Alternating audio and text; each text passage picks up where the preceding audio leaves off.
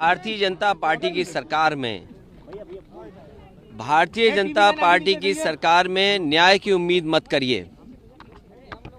Bharatiya Janata party की सरकार में न्याय की उम्मीद मत करिए।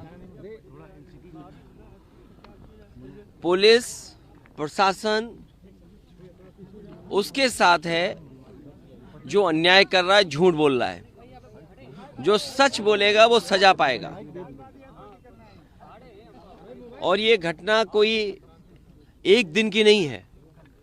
भारतीय जनता पार्टी जानबूझ करके गलत भाषा इस्तेमाल कराती है, गलत भाषा लिखवाती है सोशल मीडिया पर, जिससे दूसरे लोग भी उन्हें जवाब दें। भारतीय जनता पार्टी को अपने लोगों को भाषा सही इस्तेमाल करें और उनका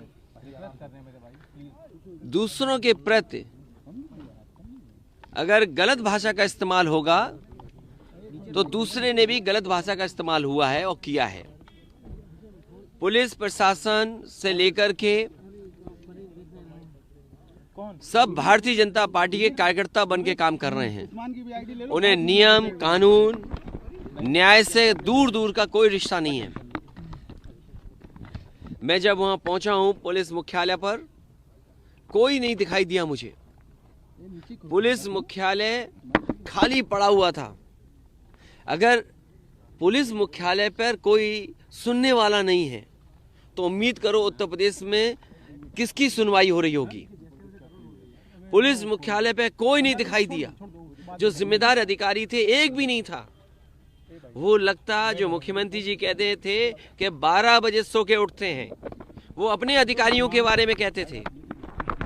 कोई जिम्मेदार अधिकारी हमें दिखाई नहीं दिया मुख्यालय पे, जिससे हम लोग अपनी शिकायत कर सकते थे या न्याय की बात करते। और जैसा मैंने पहले कहा, पूरा पुलिस प्रशासन भारतीय जनता पार्टी बन गया है और भारतीय जनता पार्टी के इशारे पे काम कर रहा है। अब 3 घंटे अंदर से पुलिस से क्या बातचीत हुई आपकी? क्या आपने उन्होंने पुलिस मुख्यालय पे कोई जिम्मेदार अधिकारी नहीं था। जेसीपीएल जो पहुंचे थे उनसे कोई बातचीत? पुलिस अधिकारी कोई जिम्मेदार नहीं था। हमारी जो मांग थी कि जो भारतीय जनता पार्टी के जिन लोगों ने गलत भाषा का इस्तेमाल किया उनके खिलाफ भी कार्रवाई हो, और उन्होंने आश्वासन दिया है कि उनके खिलाफ भी कार्रवाई होगी। कौन कौन लोग हैं वो लोग? हमने तहरीर दी है। कौन कौन लोग हैं? नाम नहीं, नाम मैं नहीं ले रहा हूं, मैंने तहरीर दी है। जो भी भारतीय जनता पार्टी के लोग हैं जो गलत भाषा का इस्तेमाल कर रहे हैं उनके खिलाफ भी कार्रवाई हो। कितने लोग के खिलाफ तहरीर दी गई? कितने लोग के खिलाफ तहरीर दी? लगभग 14 धाराओं में मुकदमा दर्ज किया है। देखिए, पुलिस कुछ भी कर सकती है। देखिए, आदरणीय मोहम्मद आजम खान साहब को आपने देखा, उनके खिलाफ पूरा भारतीय जनता पार्टी लग करके उन्होंने झूठे मुकदमे लगा दिए। रमाकांत यादव विधायक पूर्व सांसद, उन पे मुकदमे कब के थे, उन्हें जेल भेज दिया। दीपक यादव, उन्हें जेल भेज दिया झूठे मुकदमे लगा करके। तो ये बड़े नेता से लेकर के छोटे नेता, या आपने कानपुर की घटना देखी हो। इसीलिए मैंने कहा कि भारतीय जनता पार्टी की सरकार में न्याय की उम्मीद मत करिए। ये झूठों के साथ हैं, जो अन्याय करते हैं उनके साथ हैं। सर, भाजपा तो ये कह रही है कि महिलाओं के खिलाफ अभद्र टिप्पणी हुई है, उस पर अखिलेश यादव डिफेंड कर रहे हैं। देखिए, भारतीय जनता पार्टी महिलाओं के लिए क्या कह रही है? क्या भारतीय जनता पार्टी उनके घर परिवार नहीं है तो वो इसी घर परिवार के बारे में बोलेंगे? क्या वो हमारे परिवार के बारे में बोलेंगे, हमारी बेटी के बारे में बोलेगी? ये किसने आजादी दी? किसकी ताकत पे वो बोल रही है? वो ताकत बीजेपी ने दी है, बीजेपी बुलवाती है। क्या मुख्यमंत्री के सहारे पे नहीं बोल रही है वो महिला? अगर मुख्यमंत्री जी का परिवार नहीं है तो दूसरे के परिवार पे अगर बोला जा रहा है तो वो चुप बैठे हैं, वो खुश हो रहे हैं इस बात को लेकर के, अपनी पुलिस आगे कर दे रहे हैं। जब उन पर शब्द खत्म हो गए, जब नहीं लड़ सकते हो तो पुलिस आगे करते हो, पुलिस आगे करके लड़ाई लड़ रहे हो आप। सर, वो तो ये कह रहे हैं पिछले 2 महीने से आप, मैं तो आपसे कहूंगा कि आप वो महिला, वो भारतीय जनता पार्टी के लोग जो शब्द लिख रहे हैं, क्या वो लिखने चाहिए शब्द उनको? क्या आप मुख्यमंत्री आवास को गंगाजल से नहलाएंगे आप? क्या हमारे घर पे तुम्हें उन्होंने नहीं भेजा? क्या शब्द इस्तेमाल करती थी भारतीय जनता पार्टी? क्या आप ये नहीं जानते, इन बातों को नहीं जानते क्या आप? जो हुई आपके सामने, आपने भी देखा, एक पत्रकार, मेरी कोई मुलाकात नहीं हुई, न मेरी कोई बात हुई।